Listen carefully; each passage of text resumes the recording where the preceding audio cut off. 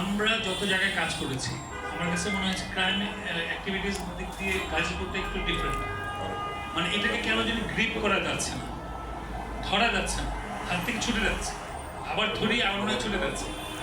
এগুলো আমরা একটু চিন্তা ভাবনা করি। যেমন শুরুতে যখন যেটা আমার পোস্টিং হলো এখানে, আমি রওনা দিলাম মেট্রো কমিশন অফিস থেকে।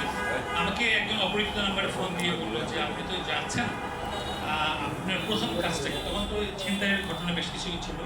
তো আমি বললাম যে ছিনতাই এবং মাদক এই দুইটা আমার ফার্স্ট প্রায়োরিটি, এই বিষয়গুলো আমি কন্ট্রোল করার চেষ্টা করি। তখন আমাকে বলা হলো যে আপনি এটা পারবেন না। আমি বললাম কেন পারবেন? অপরিচিত কোনো একজন ব্যক্তি আমাকে এই কথা বলছে।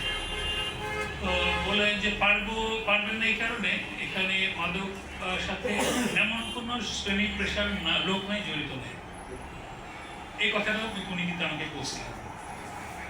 কথাটার সত্যতা কিছুটা আছে, এখন যে নাই তা না। আমরা ইতিমধ্যে বেশ কিছু কাজ করেছি, কিন্তু অনেক ক্ষেত্রে আমরা সফল হতে পারছি, চেষ্টা করছি, সফল হতে পারছি। এগুলো কিন্তু আমাদের কাছে খারাপ লাগে। যেমন এই আপনি দেখেন একজন মারা গেল, সর্বশেষ যে এই ফ্লাইওভারের উপরে যে মারা গেল, সেটা আমরা ঘুমাতে পারিনি, মানে আনইজিকর একটা অবস্থা। এই যে রক্তের যে ছবিটা, টাইলসের মধ্যে যে রক্তের ছবিটা, এটা কিন্তু মানে মনের মধ্যে একটা অশান্তির ছিল যে আমি মনে হয় ব্যর্থ, আমরা মনে হয় ব্যর্থ এজ এ হোল, আমরা ব্যর্থতা আছে বিধায় আমরা এই লোকের জীবনটা আমরা রাখতে পারলাম।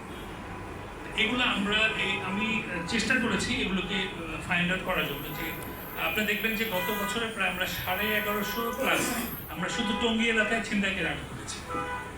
1150 প্লাস আমরা বোঝার চেষ্টা করতেছি যে আসলে কেন এই ঘটনাগুলো ঘটছে।